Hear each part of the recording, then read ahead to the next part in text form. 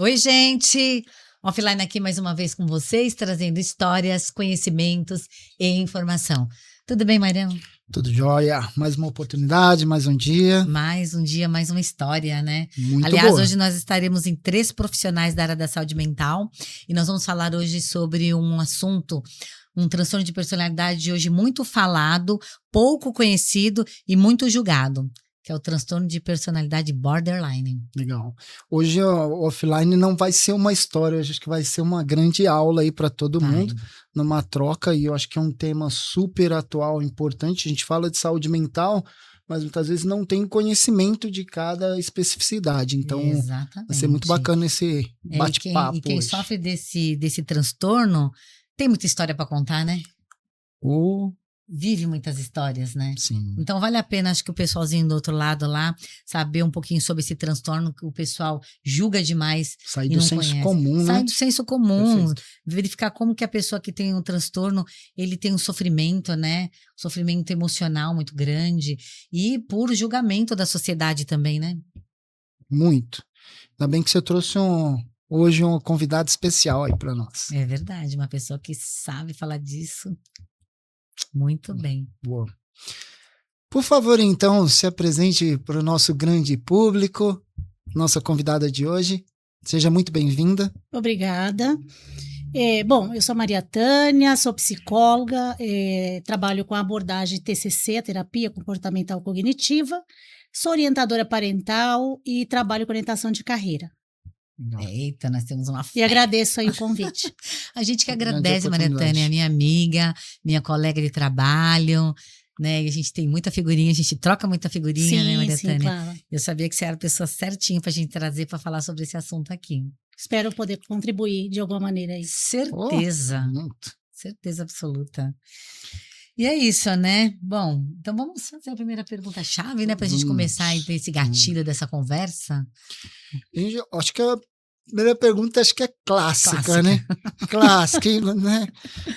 O que vem a ser transtorno borderline? Bom, o transtorno de borderline é uma condição, né, caracterizada com uma instabilidade emocional muito elevada, né? Esses traços de impulsividade é muito forte nesse indivíduo. Trata-se de alguns sintomas como um desespero muito grande de preenchimento, né? Um vazio muito grande e oscila muito o humor, né? Então, em alguns momentos, isso não é sempre, mas que tem gatilhos, né? Uma decepção amorosa, perder o emprego, essa pessoa não consegue lidar com essa frustração e acaba desregulando, né? E é nesse momento que vem esse sofrimento aí. Mas o que fica mais gritante, né? A característica é a instabilidade emocional, de modo geral. É instabilidade emocional. E o grande medo de abandono, de né? rejeição. Eu vejo isso nos transtornos de personalidade borderline. Inclusive, Marião, eu estava até verificando, estava relembrando aí algumas teorias, né? Da época da faculdade ainda. Eu lembro que no século XX, mais ou menos aí, Maria Tânia, os psiquiatras, né? Os pesquisadores diziam que o transtorno de personalidade borderline leva esse nome porque ele fica na beira, na né? beira das patologias entre as neuroses e as psicoses, né? Sim, sim. Então ele fica ali. Então, como não conseguia encontrar, não conseguia diagnosticar para um lado nem para o outro, então chamou de borderline. Sim. Mas a psicologia atual fala que se fosse categorizar hoje esse transtorno de personalidade borderline, eles diriam que seria exatamente isso aí. A pessoa que ela tem dificuldade nas questões emocionais, né? E de maneira geral, o borderline ele tem dificuldade nas relações interpessoais, né? Normalmente tem uma compulsão por alguma coisa, então a gente pode colocar aí uma impulsividade, uma compulsão aí por alimentação, por compras, né? Até o uso de drogas. E aí é que preocupa mais ainda o quadro, né? Aí preocupa muito, né? E dependendo da situação ali, dos gatilhos que vem na vida do borderline, ele tenta suicídio, desregula muito, né? Tem automutilação, né? Autolesão, certo. Isso né? E mesmo. tem casos muito, muito graves. Acho que é legal você já trazer esse tópico, porque se tratando de saúde mental, e até essa deixa que a Andrea trouxe, traz para quem já é da área, já tem uma dificuldade em traçar um diagnóstico. Se está num transtorno de humor, se está num transtorno afetivo, né? E para os leigos, então, mais ainda como lidar com isso. Então, como a doutora traça aí essa questão do diagnóstico, como é feito esse diagnóstico? Como que é feito esse diagnóstico? Bom, quando a gente fala de humor alterado, né, transtorno de humor de modo geral, se você está num quadro depressivo ou até mesmo ansiedade, o humor vai estar alterado. Então, muitas vezes as pessoas confundem e não sabem diagnosticar. Isso é uma demanda muito grande no dia a dia. Então, o transtorno de borderline não é fácil de diagnosticar, tem que ter um conjunto aí, né? Tanto o profissional psicólogo, psiquiatra em conjunto e apoio da família, né? Aí você tem que avaliar aí os traços mesmo, né? O que é a história, né? Porque essa criança, esse jovem, aos 14 anos, é o pico ali do transtorno, mas já nasce ali com uma predisposição genética, o ambiente modela também, e contribui bastante. Contribui muito, né? São multifatoriais, né, o borderline. E o borderline, ele desestabiliza em situações que tira ele dali da zona de conforto, né, que ele não tem controle. O sentimento de abandono é tão grande, o sofrimento emocional é tão forte, que ele acaba desestabilizando e buscando uma fuga, né, e aí acaba se esquivando na bebida, na droga, na compra. Seria uma compensação. Uma compensação ali para tirar aquele sofrimento, aquela dor que ele não consegue ele não consegue controlar. Até eu tenho algumas pesquisas que falam que o psicopata ele é 100% razão e o borderline é 100% emoção. Né? Exatamente, o tempo inteiro ele é vulnerável e ele tem uma dificuldade muito grande de lidar com a validação, né? Ele se sente invalidado o tempo inteiro, então qualquer fala das pessoas que convive, ele já sente o pior, ele pensa o tempo inteiro no negativo, né? Ele é a pior pessoa, não é capaz, sente incapaz o tempo inteiro. Então, qualquer situação que leva a mexer com essa dor, ele desestabiliza. E eu já vi, né, casos, e já me descreveram também pessoas que têm um transtorno de personalidade borderline, né? Que assim, eles têm ele faz uma diferenciação muito grande entre ele e o outro, né? Por exemplo, assim, ele assim, eu queria ser igual a essa pessoa. E às vezes ele até gruda nessa pessoa para ver se ele consegue extrair dessa pessoa algo que ele possa também tomar como dele. Sim. E conseguir através dessa pessoa ter um pouquinho da luz dessa pessoa, né? Sim, ele tem uma dificuldade enorme na autoimagem dele, né? Ele se sente a pior pessoa e essa dificuldade na autoimagem leva ele a olhar para o outro, né? Então ele busca no outro o tempo inteiro esse aconchego, né? Esse preenchimento. Por isso que eles se apegam, então, ele se apega. Tem casos, assim, gritantes, né? De pessoas que até de relacionamento amoroso, né? Não aceita o término do relacionamento e fica ali batendo na mesma tecla o tempo inteiro, que quer aquela pessoa, mas assim, chega a ser até uma obsessão, né? Sim. E sem noção, assim, do que está fazendo, muitas vezes, dependendo da situação. E às vezes também, eu já vi também, Marião, que assim, existem alguns profissionais que até confundem na hora de diagnosticar, sabe? Às vezes fala assim, a pessoa é narcisista. Nossa, bipolar. Confunde muito, né, esses diagnósticos diferenciais, né?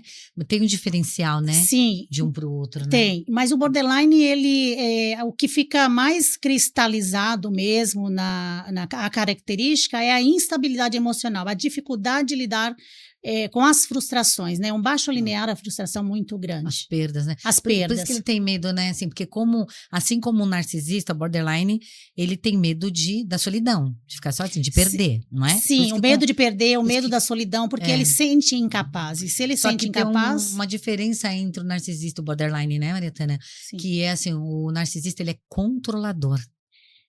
E o borderline, ele não é controlador. Ele busca Ele busca a reafirmação do o outro, tempo né? inteiro no outro. Essa autoimagem dele é muito destrutiva, Mas ele né? não sabe controlar, ele não consegue controlar. Ele não consegue controlar. Inclusive, um borderline, ele tem uma facilidade de atrair com o psicopata, a psicopatia, o narcisista, sim, com esses perfis em si, né? Porque ele é vulnerável, ele né? é muito vulnerável. E acaba sofrendo por essa vulnerabilidade, essa instabilidade, essa fraqueza, né? Isso é uma questão se pode bastante se chamar assim. complexa, né? Para o pessoal entender, porque vamos dizer, essa fragilidade emocional, essa vulnerabilidade, ele vai atrair outros, vamos dizer assim, outros traços, né, de doença mental também, porque a psicopatia também está dentro de uma questão de saúde mental. Sim. E aí, acho que até é legal você trazer isso, porque tem muitos relacionamentos aí que a gente vê que se tornam tóxicos, sim, destrutivos, e o quanto a gente vê se repetindo isso, muitas vezes a pessoa nem se conhece ao ponto de saber que é um borderline, né?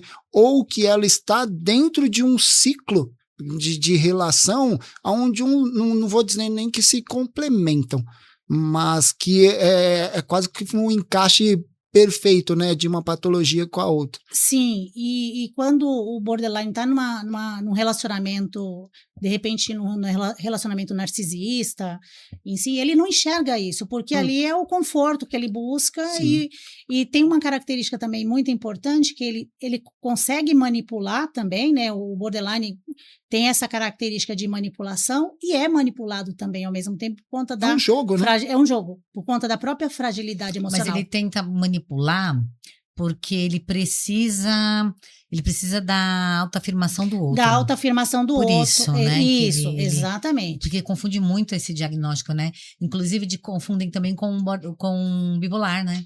Sim, confunde bastante com a bipolaridade, mas o bipolar, ele é do 880, né? Que a gente costuma falar.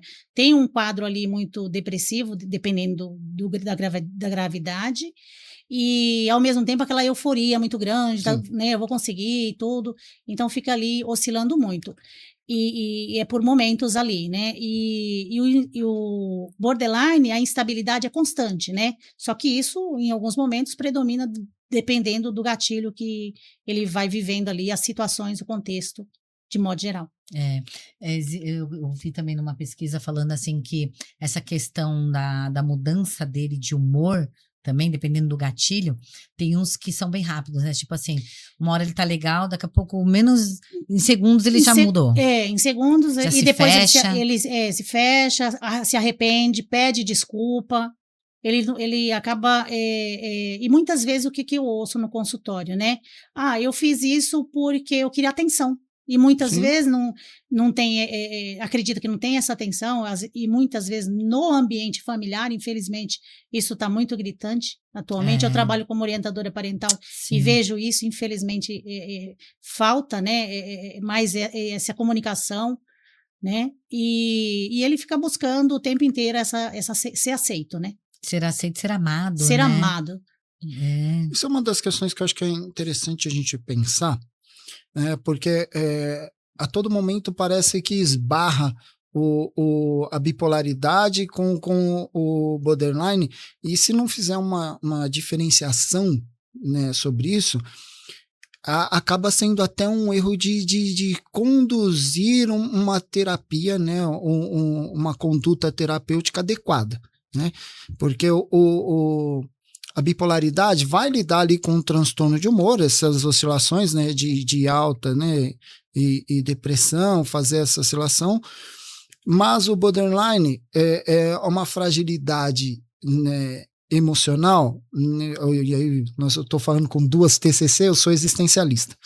Né? É isso mesmo. Então eu sou fenomenologia existencial. mas é uma existência muito fragilizada, onde a continuidade dela está muito atrelada ao outro, à validação do outro, né? E é importante a gente pensar sobre isso dentro do dia a dia, porque é o que eu costumo falar em consultório também. A gente está falando de um transtorno. O transtorno não dá pausa. Não dá pausa.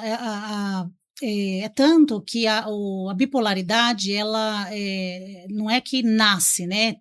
De repente tem ali um gatilho e leva a isso, e tem vários fatores, né, que contribuem para isso, numa certa idade aí, da fase da adolescência para a fase adulta, principalmente ali nos 25, 28 anos, os picos, né? A bipolaridade. O borderline, ele já começa a apresentar essa certa dificuldade ali na infância, na escola, as relações interpessoais, a dificuldade de lidar ali com as frustrações na primeira infância, e quando chega na adolescência, aos 14, 15 anos, ali começa, porque mistura tudo, né? Ali a fase da adolescência, os hormônios, todas as mudanças que vêm, isso acentua mais os sintomas. Tipo assim, os borderlines, eles, por exemplo, se eles fazem amizade com alguém, ele se apega naquela amizade. Aquela amizade é a melhor pessoa do mundo. Muito ele começa intenso. a funcionar parecido com aquela pessoa, né? Então tudo que aquela pessoa faz tá certo. Então quero ser igual a essa pessoa. Admira demais essa pessoa. Ele se diminui para caber na pessoa. E quando essa pessoa, por algum motivo natural, frustra ele acaba afastando. Aí ele acaba afastando naturalmente. Pega, né? Aí ele acaba afastando naturalmente. Aí pega, só que aí ele se castiga, né? Ele se castiga, muitos eu não sou bom jovens. Suficiente, eu não fui boa para essa pessoa. Aí é onde vem a parte do sofrimento. Do sofrimento, da automutilação. Aí vem até o processo depressivo junto aí, né? Do isolamento social. E eles ficam acabados, né, Marietano? Porque eu vejo pessoas que ficam tão acabadas que quando retorna para a realidade, né? Entre aspas, você percebe o cansaço na pessoa, assim. O desgaste. Um desgaste assim, emocional muito grande, né? É uma busca constante, né? Que aí parece que ele se permanece por um tempo naquela depressão, até levantar dali. E quando vem com comorbidades, por exemplo, um TDAH, né, em conjunto aí também, aí intensifica mais os sintomas, né? Meu Deus. É umas questões bastante complexas, né? Acho que o pessoal que vai ter acesso ao conteúdo já sabe que vai ter um bom material aí para se pensar. Exatamente. Porque até essa questão, né, terapeuticamente falando, para nós tem um entendimento. Agora, na vida ali do cotidiano, familiares, entre outros, é complicado lidar e até interpretar isso, porque muitas vezes você pode interpretar como uma depressão, né? E aí um olhar de um especialista, mas muitas vezes você também vê um vitimismo orientado, né? Sim. E é muito difícil as famílias identificar aí um transtorno de borderline. Primeiro que falta informação mesmo, e é natural, né? Então, buscar um profissional para auxiliar nesse processo é fundamental. É fundamental até para fazer um manejo de tratamento mais adequado, né? Eu tenho alguns pacientes que quando fecha o diagnóstico de borderline, e aí eu trabalho ajudando, orientando os pais, como é o funcionamento desse paciente, e eles mesmos aprender a lidar com os gatilhos do dia a dia, para ter um maior autocontrole aí e não ter prejuízos. Exato. Como que é aí na hora de passar esse diagnóstico que a pessoa é borderline? Como que é um choque, a pessoa aceita na boa, tem uma resistência? Porque tem muito uma mística aí, né? Então precisa desmistificar muita coisa em cima disso. Sim. Eu entendo que, primeiro, dar um diagnóstico desse não é apenas o psicólogo, tem que fazer um trabalho em conjunto. Eu costumo fazer um trabalho né, normalmente com o psiquiatra junto. Se for uma necessidade, é necessário fazer uma avaliação neuropsicológica, eu gosto de ter todo um conjunto aí para ter certeza absoluta, até porque é um diagnóstico que muitas pessoas não aceitam, delicado, foge da terapia, tem uma dificuldade de vincular, então é muito delicado. mas na verdade eu nunca tive nenhuma dificuldade de tratar ali com os pais sobre o diagnóstico, como eles devem lidar com esses filhos. Até é muito importante, uma característica que eu percebi ao longo do tempo, do próprio profissional como psicólogo mesmo, ser claro na sessão mesmo, né? Olha, aqui tem limite, aqui tem horário, e trabalhar com essa clareza é o que traz bastante benefícios. Eu tenho bastante sucesso com trabalhar com borderline, porque desde o início eu trabalho com muita clareza. Eu funciono desse jeito. Você quer ficar na terapia? Eu estou aqui para te ajudar. Achei isso ótimo, porque assim, realmente tem uma coisa do borderline que é complicado. Quando ele assume uma responsabilidade que ele tá super em alta, não, vamos fazer, vamos resolver, eu também tô com vocês e não sei o quê. Quando o negócio, que ele percebe que o negócio é sério e assumir esse compromisso para ele às vezes pesa demais porque ele não acredita no potencial, na capacidade dele, ele desaparece. Ele desaparece e não cumpre horário. Não cumpre horário. Ele falta. E ele por isso que mal, esse acordo inicial é muito importante, ser claro com a família, ser claro. Então, se não tiver esse alinhamento inicial com muita transparência e firmeza e mostrar que ele é importante nesse processo, normalmente ele foge da terapia. Mas eu não tenho essa dificuldade, porque eu sou muito transparente no início. Eu já faço bastante um alinhamento aí com bastante clareza, que o objetivo é ajudá-lo, né? Acho que é importante esse vínculo, né? E, até uma curiosidade em cima disso, para quem tá nos assistindo. Você está falando dessa questão de muitas vezes ter essa fuga, ter essa dificuldade. Entre homens e mulheres, há uma incidência maior para homem, mulher, adesão a esse tratamento ou menor adesão? Não, a adesão ao tratamento eu não tenho assim nenhum dado para falar que é mais fácil a mulher ou o homem, não. O que é bem claro que o borderline incide mais em mulheres, né? Que as mulheres são mais emocionais, são mais vulneráveis, né, nos relacionamentos, tudo isso, eu acredito que tem até uma questão também bem social também, porque os homens, eles, talvez o comportamento deles dentro do borderline é diferente do comportamento das mulheres, por uma questão social mesmo. Primeiro que os homens têm aquele negócio da fraqueza, de ficar doente, de procurar ajuda, e todo mundo fala, mas isso é coisa de homem, né?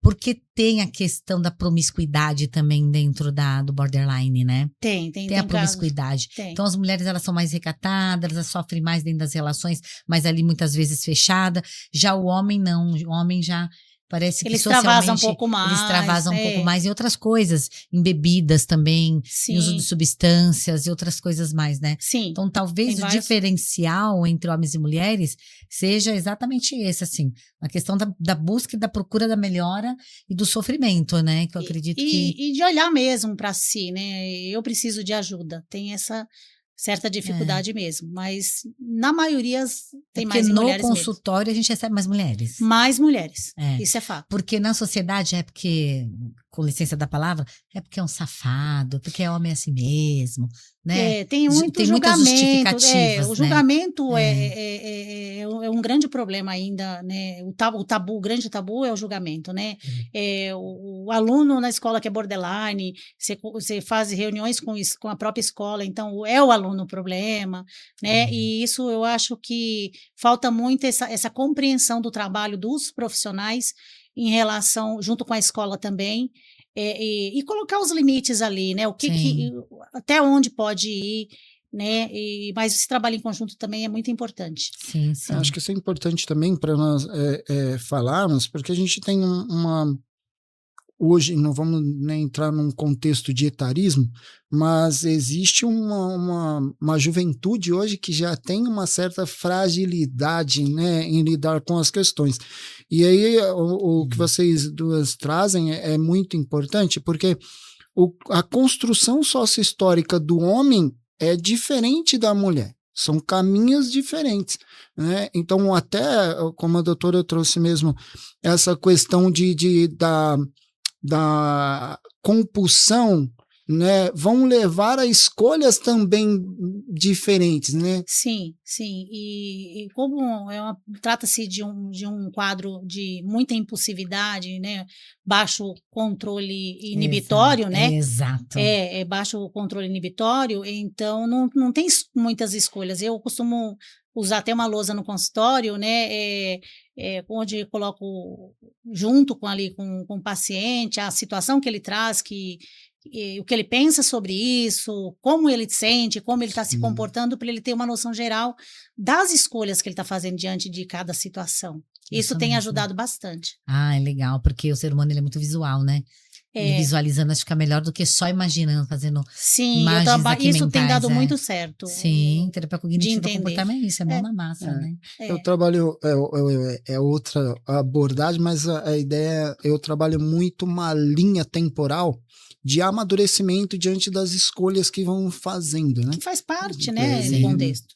Para ele poder se observando também dentro disso, porque muitas vezes entra nesse processo de só se punir ou olhar só com a ótica ali negativa e aí não enxerga que está num processo de evolução. Sim, e olhar para essas crenças limitantes, o que está levando, né, o que leva ele paralisar, né, que acaba paralisando, claro, né?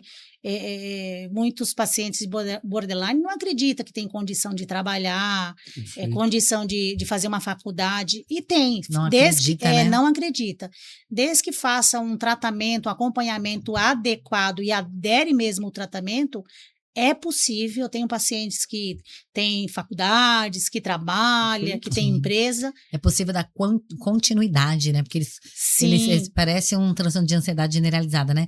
Começa e para no meio do caminho, porque acha que não consegue, não acredita que tem condições de continuidade, né? Sim. Tudo eles param, né? Procrastinação é um traço também que acontece muito. Agora, uma coisa que é super curiosa aí, né? Origens e causas. O que vocês têm para me dizer sobre isso? Bom, a origem tem uma questão genética, né? E como eu falei, né, no início, é multifatorial. É uma questão genética, tem o ambiente que contribui muito. Bastante. Que contribui bastante. E é diferente do bipolaridade. Que o bipolaridade ele tem um episódio ali na vida, de repente, né? Ali, dependendo de um contexto. O borderline, ele já nasce com essa é um transtorno de personalidade, né? Ele já nasce com essas características, esse jeito de ser dele, sim, né? Essa identidade aí que ele tenta construir de um jeito e não acredita. É a percepção dele. A percepção nasce, né? dele. Percepção exatamente. Do ambiente onde ele vive. E quando ele vive num ambiente que é desfavorável, né? Exatamente. E ainda, acho que, assim, fica mais agudo a situação, né? Piora. Isso contribui, eu diria que 100%, né? Em ambientes familiares ou escolares, seja qual for, né, que invalida, né? Então, eu vou dar um exemplo de um jovem que tirou uma nota vermelha na escola, que seja um pai, uma mãe, enfim.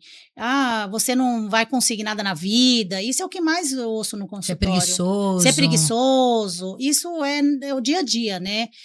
Mas a questão da informação aí. Hoje eu estou trabalhando muito com as famílias, orientando nesse sentido, para trabalhar falas de encorajamento, segundo a disciplina positiva aí, também eu trabalho aí, sou orientadora parental da disciplina positiva, encorajar e não trazer essas falas aí que vai acentuar mais esses sintomas.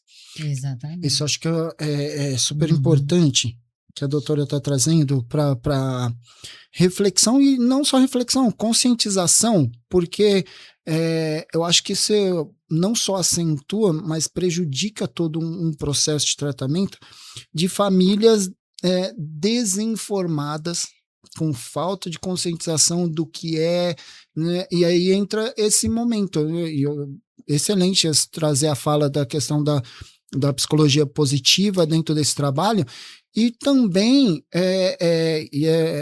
acho que é importante a fala da doutora nesse sentido, como as famílias poder entender, a gente já fala, né, borderline é na linha ali, né, tá numa linha tênue, até que ponto ou em qual momento eu acolho, né? Ou em qual momento eu reforço em que ele pode, né?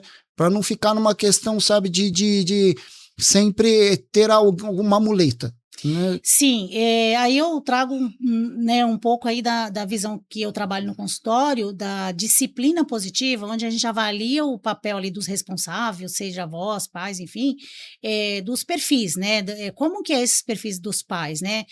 São perfis mais rígidos, mais permissivos, né? Esse alinhamento, né, do modelo parental é muito importante ali para ajudar nesse contexto. E quando é desalinhado isso, né? Um é mais permissivo, eu trabalho com os pais hoje, principalmente com os adolescentes, eu trabalho individual e oriento os pais. E o resultado vem muito isso positivo. Sensacional, o meu trabalho, eu faço assim também. E a disciplina positiva, ela traz o acolhimento, né? E ser firme ao mesmo tempo, mas tem que ter os limites dentro, sem gritaria, né? Sem punições agressivas, ter consequência diferente. Você percebe, assim, nos relatos dos pacientes, eu acho que eu não peguei um diferente, tá?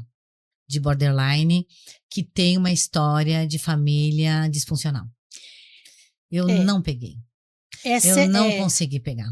Não tem. Sempre que você tem uma pessoa com transtorno de personalidade borderline, a história pregressa de infância, a história de relacionamento com os pais ou com cuidadores, seja lá quem for, são histórias de vidas totalmente disfuncionais. É certeza. Isso também eu posso, assim, eu não tenho um caso. Genético? É hereditário? Mas o ambiente, pode ser, mas o ambiente é predominante. Desfavorável, fortalece demais. Fortalece. E assim, eu acredito que ainda o estopim para mais cedo um borderline aparecer. Sim, isso e muitos casos chegam no consultório como outras patologias, né? Transtorno opositor, TOD, isso tem de modo geral. Quando você vai avaliar, tem todo um contexto por trás disso, né? Tem toda uma história, tem toda uma orientação. Não que os pais são responsáveis, porque muitos pais acham que eles são culpados, e não é culpado. Na verdade, de modo geral, é olhar para isso de uma forma diferente, buscar ajuda. A gente sabe que nem todos conseguem ter ajuda, é uma pena, né? É lamentável. Eu acho que se a gente pudesse... Pouco acesso, né? Pouco acesso, isso é bastante triste. Sim. Mas se todos tivessem o conhecimento ali para lidar, eu acho que a gente ia ter... Agora, vamos pensar uma coisa nós três? Sim. Os três já pegaram o caso de borderline, com certeza. Sim, vários. Né? Claro. Vários. Vamos imaginar como funciona a mente de um borderline. A mente. Vamos tentar entrar na mente de um paciente. Escolhe um paciente seu e tenta imaginar como ele funciona. Como é a mente dele? Que um paciente... Bom, confuso, inseguro, instável, medo de enfrentar a vida, né? Medo de enfrentar, muitos pensamentos desordenados, né? De autoimagem, insegurança geral, e a questão da incapacidade, o sentimento ali de incapacidade. Eu vou descrever um paciente meu, então. Uma pessoa que nunca se sentiu amada, não se sente amada, não se sente importante para ninguém, sabe que é inteligente, estuda, sabe que é capaz, sabe, mas não acredita. Não acredita.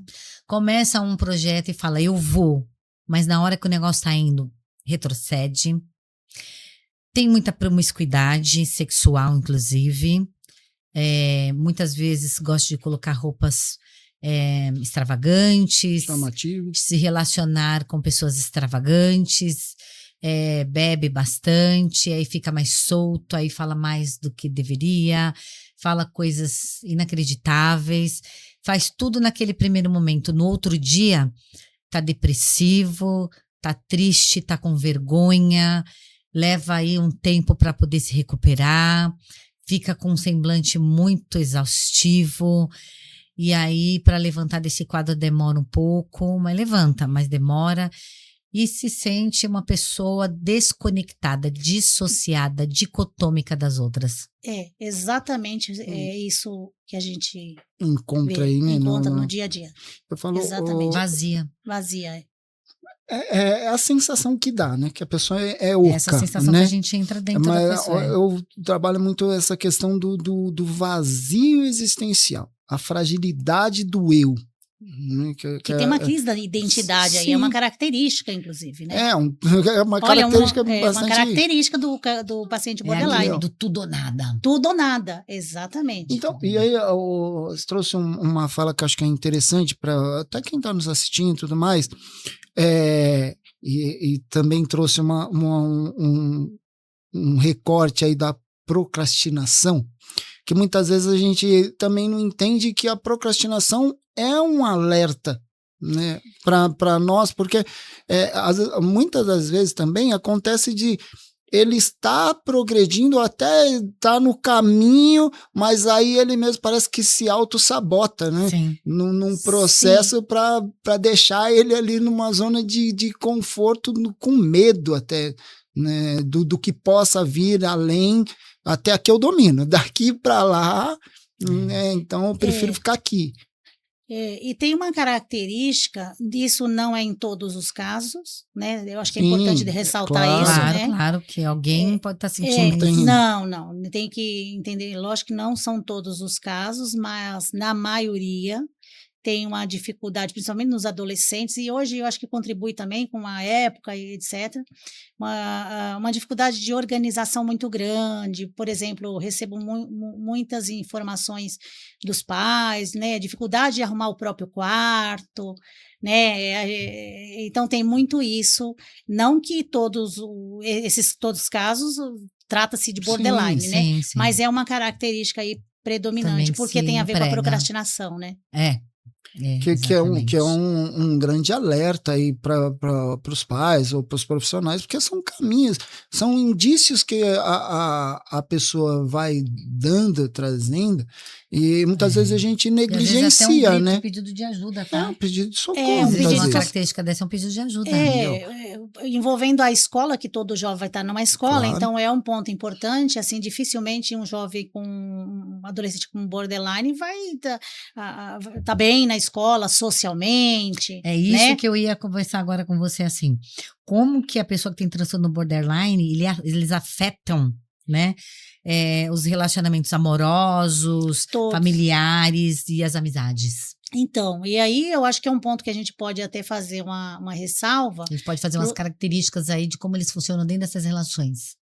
Na escola, muitas vezes tem algumas amizades mais restritas, né? Sim. Ali, como você falou, em algum momento aí, se apega mais em alguns. Quando essa pessoa muda de escola, por exemplo, eu tive casos, a amiga muda de escola, eu também quero ir, aí tem um conflito familiar, né?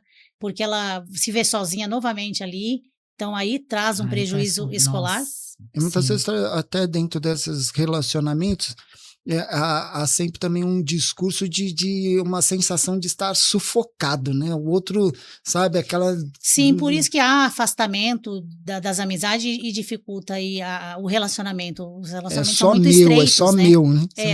São muito estreitos. Tem ciúmes, né? No que se aproxima. Já tive casos de ter paciente ter a amizade e a amiga não poder ter amizade com outras. Cria uma obsessão, né? Com outras amigas, e isso gera um grande conflito. Gera porque acaba aquelas fofocas porque fulano começa aquelas fofocas no sentido de querer afastar, né? Sim.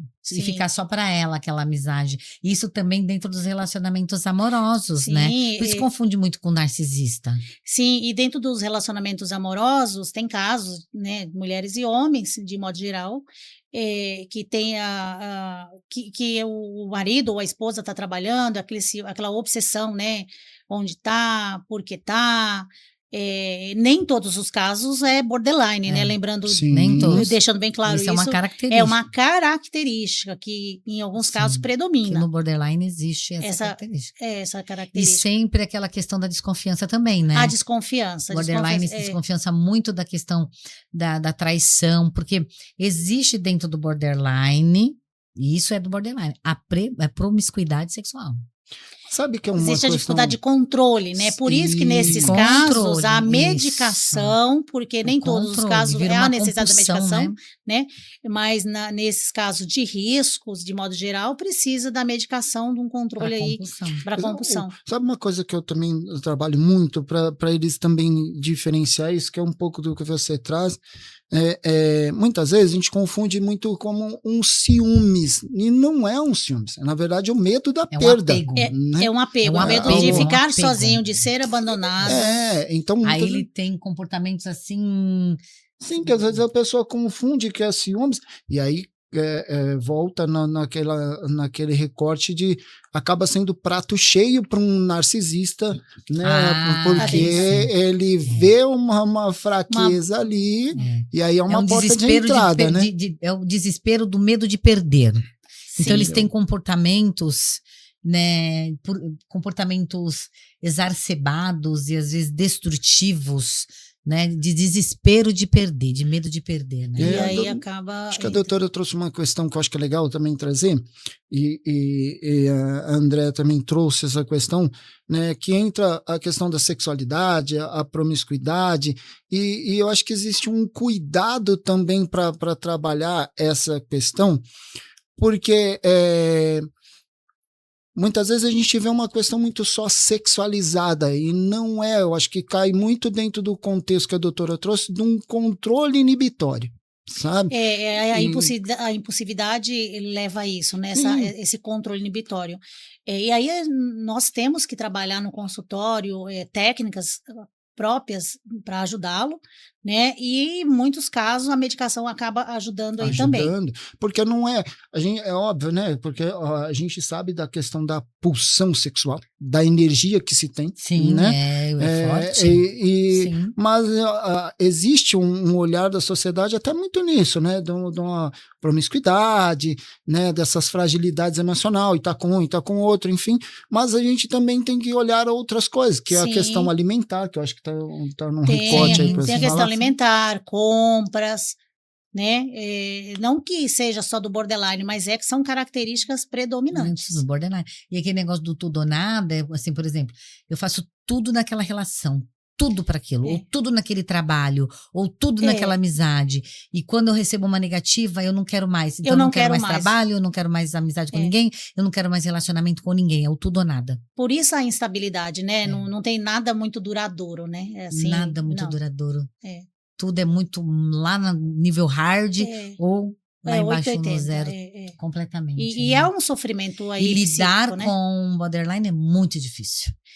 É bem difícil. Dentro da família, se você não conhece relação, o que é o borderline, como funciona, é muito difícil. Por isso que eu acho que nosso papel é trazer as informações, ajudar no que a gente puder. Eu acredito que é um dos transtornos de personalidades mais difíceis de lidar.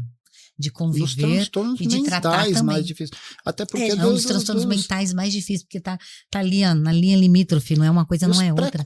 Não é coisa, não é uma coisa nem outra. Os preconceitos, né, também existe os preconceitos. É uma pena, né, porque esse indivíduo, ele não tem controle sobre isso, não é uma escolha, né, e não é uma escolha, então... Aprender a lidar com isso e compreender, né? Inclusive empresas, de modo geral, mas se você falar que você é um borderline, você não é contratado, infelizmente tem isso. Então é muito difícil. E para não ter esse não, né? Essa negativa, eu não vou. Né? Então é melhor não ir. É melhor não ir. Porque duas perdas, né? E as pessoas também se afastam, né? Sim. Nas relações de amizade. Sim. As pessoas se afastam dessa pessoa. Porque eles percebem a instabilidade. É perceptível porque oscila bastante. E eles são cansativos, vamos falar a verdade? É um transtorno de personalidade em que a pessoa ela é muito cansativa de convivência. Mas quando você tem mais facilidade quando você aprende, quando você conhece. Tem que aprender, né? Quando você conhece. Aprender, quando você conhece, facilita muito o processo. A compreensão, né? Doutora, tem muita coisa pra gente falar aí, né? A gente pensar agora de uma questão assim, porque a gente tá falando, e aí o pessoal já tá ficando, eu acho assim, né, bola murcha. Vamos falar um pouco dessa questão de esperança, tratamentos e tudo mais, né? Eu acho que a primeira coisa é observar o que está acontecendo e começa dentro de casa, né? E ver que o comportamento daquela pessoa que ela tá tendo não é um comportamento comum. Não é comum, é na escola, em todos os ambientes. E observar, acho que a primeira questão é essa, sem julgar, né? E o julgar é o que é o preguiçoso, é a preguiçosa, é a que não faz, é a que não arruma o quarto. Esse acho que é o primeiro. Ela não tem nada, não, isso é preguiça. É preguiça. Isso é o que a gente. Não, é o que a gente mais ouve. Então vamos pegar uma fala aqui para a gente levar esperança pro pessoal. Tem tratamento. Tem tratamento, falar em cura nas literaturas não é uma outra coisa, mas consegue conviver bem, desde que identifique esses limites e tenha um acompanhamento aí de modo geral, principalmente a psicoterapia é o principal, tá? A psicoterapia é o tratamento com psicólogo, é o principal tratamento, a medicação também há necessidade, mas depende muito dos casos. Hoje já é muito falado isso, né? Então, acho que o primeiro passo é esse, né? E a psicoterapia, a psicoeducação, a família, envolvimento da família, suporte. Eu acredito que uma das terapias mais indicadas para isso é a terapia cognitiva comportamental, porque a primeira coisa que a gente precisa fazer o paciente entender a condição dele, que é uma condição. Que é uma condição. Então, ele precisa aprender essa condição, ele precisa aprender a identificar os gatilhos que levam ele a ter mudanças de comportamento e de afeto e emocionais. Essa expectativa dele, né? Exato. É saber também ensinar o paciente a entender as crenças centrais, né, dele, o que ele pensa sobre ele. Sim, né? Trazer isso à tona, né? Porque ele tem qualidades. Exatamente. Ele não tem só essas crenças aí negativas, que ele não enxerga nessa desesperança, né? Desconstruir o pensamento, construir pensamentos novos. Então, a gente ensina técnicas cognitivas novas, né? Sim. Antecedente, comportamento, consequência, punição, reforço. Sim. Né? As reações fisiológicas que o corpo sente, determinadas situações que ele está vivenciando e que aquilo pode ser um gatilho e como ele fugir desses gatilhos. Então, a partir do momento que a pessoa tem consciência do transtorno, quando ele aprende sobre as condições dele, ele consegue remediar. Sim, o manejo clínico é muito importante. O manejo clínico é muito importante. E a partir do momento que ele entende o que ele tem ali e como identificar os gatilhos que antecedem isso, exemplo, tem um desejo aí por usar uma droga, pedir ajuda, né? Gritar, pedir ajuda para o amigo, para a família, para o profissional. Não se fechar, né? E não se fechar. Eu acho que isso são características tem que ter coragem, né? Coragem. Encorajar ele a e não ter medo, não ter vergonha, porque qualquer um de nós podemos ter e ninguém é perfeito, né? Ninguém é perfeito. Eu acredito que de perto ninguém é normal. Isso é um fato. Freud já dizia, né? Freud já dizia, de perto ninguém é normal. Né? Essa é uma das questões, né, que a gente tem aí, o cognitivo comportamental como, né, um dos carros-chefes para trabalhar. Sim, porque o trabalho cognitivo, o comportamental dele, e aí tem outras linhas terapêuticas, né? Inclusive terapia dialética, dentro do ramo aí, né? Sim, até o existencialista ele trabalha muito em cima disso, né? Sim, a existência do eu, né? Porque estar no essa mundo, dialética, essa troca, essa argumentação, que é estruturar primeiro esse cognitivo, né, para você até ter oportunidade da troca, porque senão você não consegue nem exercer essa dialética, porque ela fica muito comprometida, né? Quando você dá o peso da existência para você trabalhar, você precisa trabalhar esse cognitivo para ele dar conta da própria existência, né? Então essa terapia da dialética ela tem que ser muito bem estruturada, né? Porque senão ele não sustenta. Senão né? não sustenta. Exatamente. Bom, o que faz, então? Medicamentos, a gente não sei se é adequado a gente entrar aqui, né? Mas eu acho que você já comentou, né? Se necessário, mas o trabalho precisa ser junto com o profissional, multiprofissional. né? E uma coisa muito importante, eu acho que você deve concordar comigo também, vocês como profissionais da área da psicologia, existe um movimento muito contrário que os pacientes fazem, né? Quando eles percebem que eles estão com algum problema, seja emocional, comportamental, a primeira coisa, e eu tenho um colega psiquiatra que ele fala assim, cara, o que eu mais quero é que ninguém me procure de primeiro. Eu não quero que ninguém me procure de primeiro. Isso Então, isso né? Eu não muito quero bom, que porque ninguém me procure de primeiro, porque assim, existem alguns transtornos, alguns problemas, que se você procurar primeiro o psicólogo, talvez você não precise me procurar. Então sim, sim. eu quero ser a última fase do tratamento. E aí tá a nossa responsabilidade de olhar o todo, né? Olhar o Olhar o todo, todo, dar um não tempo olhar, para essa olhar o pessoa. todo, Uhum. identificar ali de quando começou esses sintomas, como que era, Como a vida dele, como como toda a é a estrutura, vida, né? né? É um jovem que faz uma atividade física, que tem uma rotina, não tem uma É rotina, isso. né? Então olhar o todo, não É a tem como. prevenir para depois remediar se for necessário. Sim, e a partir daí, se identificar mesmo que possa ser um transtorno, envolver outros profissionais aí, Sim. né, dentro Fazer do vários cenário, encaminhamentos aí se fazer necessário, vários né? encaminhamentos e ter essa responsabilidade de identificar logo aí na primeira infância, né, os primeiros Ó, sintomas, e os sintomas mais cedo, né, precoce, ajuda muito no tratamento. As crises, de modo geral, diminuem muito. Acho que a exatamente. doutora já até respondeu uma das perguntas nossas, que era o que faz um paciente evoluir dentro de um tratamento. Eu acho que Isso aí. é um resumo aí, um combo de tudo isso, né? O que Sim. foi falado. Bom, temos umas perguntas aqui reflexivas. A gente É pensar para os junto, três, né? hein? Vamos pensar É, Os junto, três vão é. pensar Vamos juntos? pensar Então, ó, juntos. tá. Cada um vai dar seu ponto de vista aqui nesse momento. O que você gostaria que a sociedade entendesse sobre as pessoas diagnosticadas com transtorno borderline? a primeira coisa é não julgá-lo. Eu acho que se a sociedade não julgá-lo, entender, identificar, olhar de uma forma mais humanizada, eu acho que é o primeiro passo. O não julgar, para mim, é fundamental. Tá.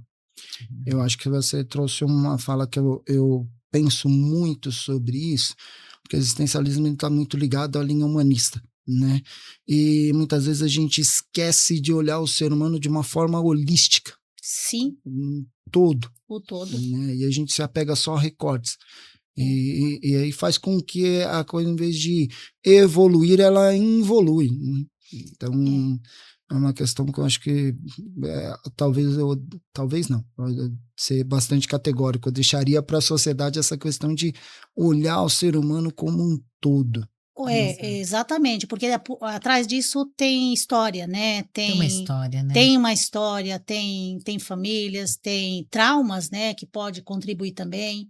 Então, eu acho que olhar o ser humano como um ser humano mesmo ali, o respeito com o outro, isso para mim é fundamental. Eu desconstruiria aquela fala que diz que a primeira impressão é a que fica. A gente Que é o precisa. julgamento, né? Sim. A primeira impressão é que fica, É não. muito triste. Sabe, você precisa olhar com os olhos que veem, né? E sentir, tentar sentir. Entendeu? Tentar colocar no lugar do outro Olhar ali, e falar, né? ela não Que é aquela difícil. pessoa não está se comportando normalmente. O que Tem será algo ali, o que que tem será? atrás desse ser humano? Que a doutora trouxe uma fala importante, as duas, né? Tentar se colocar no lugar do outro numa época em que as pessoas cada vez mais está voltada para si. É um trabalho, eu costumo dizer que é um difícil. trabalho de formiguinha, não é fácil.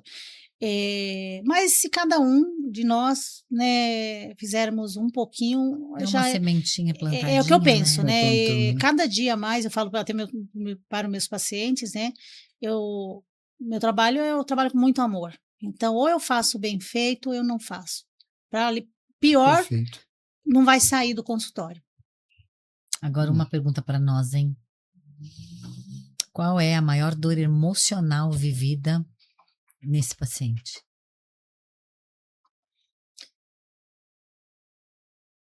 A gente escuta isso dos pacientes. Sim. A gente escuta.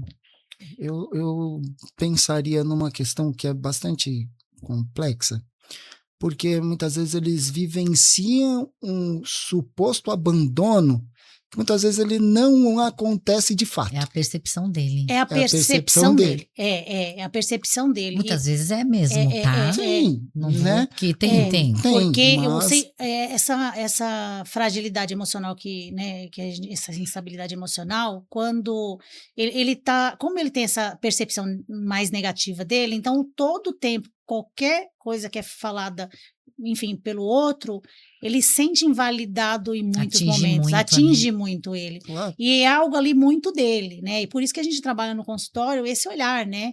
O que representa para ele, né? Nossa. Gente, olha, falar sobre o maior sofrimento, mas vocês estão aqui falando, eu tô enxergando o olhar de um paciente meu quando recebia um feedback de uma pessoa no qual ele admirava muito e que de repente deu uma negativa de um comportamento que ele fez, que é diante da patologia dele, mas que para o outro estava sendo reprovado. E eu consigo, assim, quando ele me contava aquilo, eu via que ele ia se diminuindo, ficando pequenininho. Ele ia se esvaziando que eu senti o vazio. Quando você está ouvindo ali, Sim, eu sentia o vazio da alma dessa pessoa. O tanto que pequeno ele ficava. O tanto que descrédulo dele mesmo, da não existência dele, real, que ele sentia assim, de não existir. É puxado, né? É bem, uma questão bastante... assim, dói, né? É a gente perceber isso, né? E até a gente colocar ali para ele entender, né? Esse trabalho não é simples. É demorado, mas eu sempre acredito que uma hora esse paciente, ele enxerga. Ele vai amadurecendo, né? Tem até um trecho de um poema. Tem um índice também, o Mário, não te querendo te cortar, né? Que existe um grande índice de suicídio, né? Sim.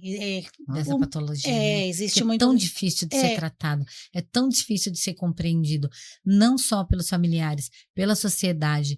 Para nós, psicólogos, é um desafio tratar uma pessoa borderline, porque é difícil de desenvolvimento, demora, tem que ter muita paciência, tem que ter muito amor pelo outro, que existem pessoas que para ela essa dor é tão insuportável que o não existir é mais fácil, né? Mais fácil. E aí, como tem o traço da impulsividade, que é o não pensar tudo ou nada, isso facilita o processo ali, o índice aí do suicídio. Até porque por isso que o tratamento é muito importante. Sim. Quando você aprende controlar esses impulsos, seja só com a terapia, seja até em conjunto com a medicação, eu acredito que isso vai diminuir. É isso que eu acho que está precisando. Vai minimizando, né? Até a gente fala, nós estamos falando da morte propriamente dita, mas ela também tem as mortes simbólicas que ele vive, né? Dentro dessa questão de vida, né? Eu estava até comentando lá do trecho do poema do Castro Alves, que ele fala da questão do jovem que perdeu, né, essa visão de vida. Ele fala: vivo que vaga sobre o chão da morte, morto entre os vivos a vagar na terra. Por conta desse vazio existencial que se instala, que também é uma morte, né? É simbólica, mas também E aí aparecem os comportamentos, né, inadequados que a gente considera do adolescente com borderline, seja o uso da droga, seja a parte sexual, a extravagância, né? O risco, muitas vezes dirigir sem controle, qualquer coisa nesse sentido, mas é uma forma de mostrar que ele não está bem. Né? É uma forma de falar ali, olha, eu tô aqui, é um grito no silêncio, eu tô vivo, né? E a gente escuta isso, né? De modo geral, é uma forma de ter atenção, né? Doutora, eu trouxe uma fala, até em algumas palestras que nós fazemos no mês do suicídio, né? o quanto a gente falava sobre a questão do suicídio velado, né? Então, o uso de droga, dirigir com negligência. Esse é um suicídio, né? Destruir, né? Que autodestruição. É porque não é só que automutilação, porque o pessoal fala assim, tá cortando os braços, tá se cortando. Não é só esse tipo de automutilação que existe. Existem vários tipos de automutilação. De né? modo geral. Dívidas, jogos. Sim. Tem compulsões em geral, né? Qualquer situação de perigo, né? Qualquer situação que se coloca em risco. Nossa, aí você me faz lembrar daquela moça que por imprudência jogaram lá do bungee jump lá sem a corda. Ali você vê assim, ela era uma pessoa que, sei lá, a gente não pode julgar, mas fazendo uma avaliação de longe, a gente levanta várias hipóteses, né? Era uma pessoa que não tinha medo do perigo. Eu não consigo falar que eu não avaliei essa situação. Então, eu vi algumas, eu não avaliei. Eu dei uma olhada em algumas coisas, avaliando de longe, se que ela já tinha feito aquilo várias vezes, que ela gostava, e teve uma fala dela, qual é o louco que vai me jogar lá de cima? Né? Então, essa frase, quando eu peguei essa frase, qual é o louco que vai me deixar eu me jogar lá de cima? Isso me mostra, é uma mensagem subliminar. É uma mensagem subliminar. Não é? Mas aí tem que psicologicamente ter todo um contexto, falando, tem todo um contexto, óbvio, né? Mas assim, você vê que assim, falta na humanidade o amor pela vida, né? A valorização à vida, né? A valorização à vida, mas é aquela coisa, é a busca do silêncio ali, da dor, né? O meu remédio da dor é o silêncio, é tomar o medicamento. Esse tipo também de esportes perigosos, sem cuidado, também é um suicídio velado. Dependendo do esporte, sim. Sim, psicologicamente falando, sem nenhuma tomada de cuidado, sem nada. É óbvio que a gente não vai levantar isso aqui agora, é óbvio que não é a discussão. Mas é que me fez lembrar isso e vários outros tipos de coisas que eu vejo as pessoas fazendo, que eu me questiono quanto vale a vida, quanto vale para você sentir, se desligar da realidade, né? Se desligar da realidade. Hoje eu acho que a gente está caminhando para o final, mas eu acho que é importante essa questão, né, que você vai deixar, porque hoje a gente vê uma sociedade com uma busca de um prazer... Dopamina imediata, né? Gritante. E isso é estimulado, né? E o borderline traz muito esse recorte, que aí não é uma questão de uma busca de dopamina como a gente vê a sociedade, mas por uma questão patológica, né? Mas com prejuízos, né? Isso. E aí essa compensação, que eu acho que o borderline, ele... Porque às vezes a gente vê um traço ali de promiscuidade maior, um uso abusivo de drogas, um uso abusivo da alimentação, que foge da normalidade. Muitas vezes um olhar muito raso leva a gente a ter esses preconceitos e não conseguir avaliar que muitas vezes é um pedido de ajuda. É um pedido de socorro. Por isso que eu acredito que quando você observa alguém na bebida, na droga, seja em qualquer risco, ali tem que ter um olhar mais crítico, né? O que leva essa pessoa... Um olhar crítico no bom sentido. O olhar crítico no bom sentido. Vai fugir do senso comum. Né? Do senso comum. Identificar ali o que a gente pode fazer de diferente para tirar essa pessoa do risco, né? Eu acho que tem nosso papel aí. O que está acontecendo com ela? Não no sentido, a pessoa não tem responsabilidade qualquer. Eu acho que esse olhar aí mais humanizado que vai fazer com que diminua cada vez mais essas questões aí que a gente está vendo todo dia, né? Sim. Tá. Bom, vamos para a última pergunta. E aí com a doutora. Para fechar com chave de ouro. Não, fica... Que não seja surpresa, né? Não. Todo mundo fala a mesma coisa, né? Todo mundo fala, vai me pegar de surpresa. Não é, eu acho que é uma questão bastante poderosa que a gente deixa aí. Qual mensagem, né, a doutora poderia deixar para quem recebeu, né, recentemente o diagnóstico, né, de borderline ou convive com alguém, né, que seja borderline? Primeiro, não acabou a vida, né? Eu acho que temos vida, é uma condição, como nós falamos no início, E eu acho que todos nós temos uma condição de como viver, né? Cada um com sua personalidade, a forma, o seu jeitinho de ser, e essa condição não está invalidando essa pessoa, né? Então, entender que existe um quadro, a aceitação, eu acho que é um grande contexto que a maior dificuldade é essa, né? E buscar conhecimento. E hoje, com todas as facilidades que nós temos, né, da tecnologia, tem tudo muito, muito fácil, mas não pegar nenhuma informação qualquer. Eu acho que buscar um profissional especializado é muito importante e aprender a lidar com todo esse contexto. Eu acho que porque a vida está aí, né? Isso não vai limitar a vida do indivíduo. Não vai. Muito pelo contrário, os borderlines são super inteligentes. Sim, sim. A maioria deles é extremamente Muito inteligentes, né? Sensacional. É isso. Ah, Maria Tânia, que maravilhosa. Muito obrigado mesmo. Acrescentou. Pegou ele de surpresa.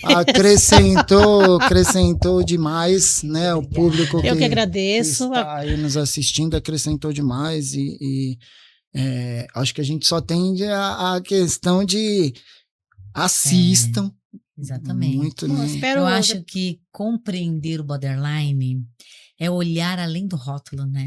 É olhar além do rótulo, é isso. É enxergar a complexidade humana, sabe? É buscar conhecimento para não julgar à toa. Exatamente, olha.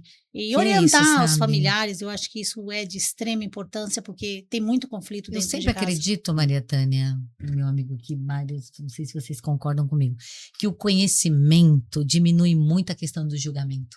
Claro. Sim. Sim, por isso que o trabalho do psicólogo, né, quando recebe um paciente que tem um transtorno de borderline, orientar os pais, falar no início ali do que se trata, como que é, o que é importante fazer, é o começo de tudo, né? Fácil, né? É isso. Certo, Marião? Certíssimo. Muitíssimo obrigado. Eu que agradeço pela a oportunidade. confiança. Imagina, estamos juntos. Entendeu? Espero poder bater outros papos contigo, que eu acho que é um assunto, entre outros, que né, com certeza, acho que tem muita coisa. Tem muito a acrescentar. Tem muita coisa ainda. E vocês aí, do outro lado, que gostaram aí do assunto, espero que tenham compreendido um pouquinho sobre o transtorno de personalidade borderline. Se ficou dúvida, nós vamos deixar a @ da Maria Tânia. Mandem mensagens para ela lá no Instagram. Pode deixar também no Instagram do Offline, que assim que possível a gente responde. E é isso, acredito que conhecimento é libertador e diminui julgamento. Então fiquem atentos aí para próximas histórias, para próximos conhecimentos. E é isso, né, Marião? Com certeza. E vamos lá, hein, Brasil? Bora lá. Brasil, Maria Tânia. Obrigada, gente. Obrigada. Obrigada, gente. Beijo. Tchau. Até logo.